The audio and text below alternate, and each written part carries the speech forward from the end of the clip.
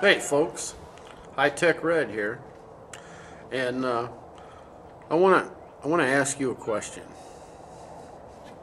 Do you believe that in the country that we all love, that our government has been taken over by criminals?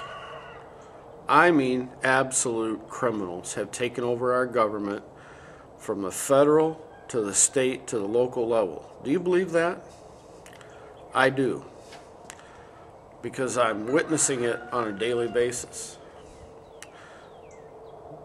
You, as well as myself, are living in a time where in the past 15 years we have watched our freedoms be taken away and our Constitution desecrated.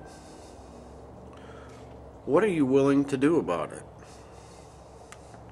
You know, we are bombarded in the media and on television by terrible terms. Terms such as terrorism,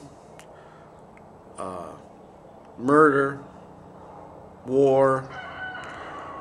Our TV is full of shows like Cops. Daytime television is full of these courtroom scenarios where people are constantly being sued, going to court. All of this desensitizes us and makes us apathetic. And we're too many generations removed from our forefathers who actually shed blood in the cause of freedom to understand or to do anything about it personally, you know? As long as you can walk over to your thermostat and turn it up and the heat comes on, and you can push a button and your television comes on, and you can sit down on the couch and be comfortable, it's a lot easier to watch this stuff than it is to take any action, especially when the action that's required of you may put you in jeopardy of losing those things. However, we're all coming to a point to where those things that we take for granted are very close to being taken away from us. Let me ask you another question. What would you do if the police knocked on your door and said they were there to collect your firearms? What would you do? Would you just turn them over? Would you tell them no, so you can get beat over the head and handcuffed and taken away with your firearms?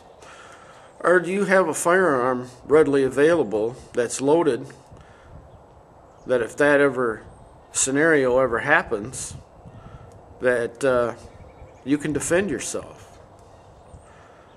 Because as far as I'm concerned, if anybody ever come to my house, I would never let them in to take my firearms, but I have a loaded one readily available that when they came through the door, they would be treated just as an intruder would be treated that's breaking in my house to do me and my family harm. It's not until we have everything taken away from us that we take action a lot of times. And that's not your fault, you know. We've been programmed and raised that way for a long time by design. Recently, the internet is a wonderful thing. There's never before been a media available to people that you can just go to and find out pretty much the answer to anything by everything that's ever been published about that subject.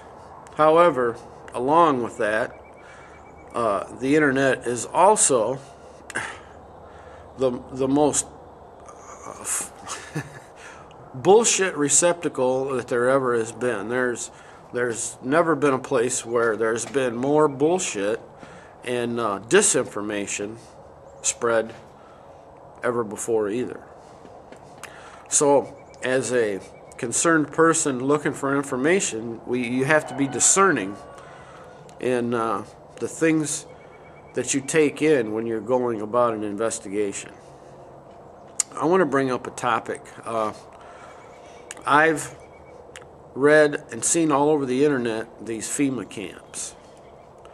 And the evidence is, I mean, I've seen the films, I've seen the home videos made, but I've never been to one, and I can't tell you where one is. I couldn't until now.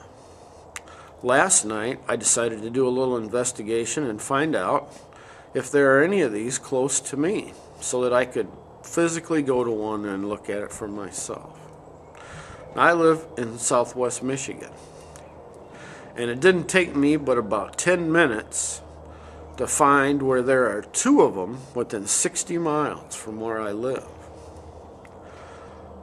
And I am going to make a trip there, and I'm going to see it firsthand for myself. Anyway, I decided when I found this information out that I would contact some of my relatives who live in other states and see if they could find out if there were any of these FEMA camps in areas where they live. And my relatives that I contacted live in California, Idaho, and Nebraska, and Florida. And I contacted them, and within a half an hour, they all had gotten back with me and found where there are FEMA camps within 100 miles of where they live.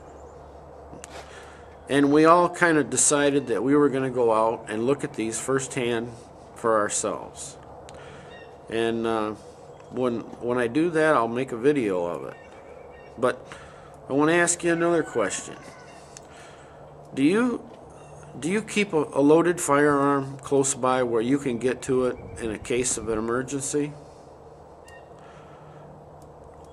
You know, an unloaded firearm is kind of like a fire extinguisher that doesn't have a charge in it. It's pretty much worthless. And I know a lot of people say, well, you know, we have to be responsible. We have small children in the house. We can't have loaded firearms around. Bullshit. You're a parent.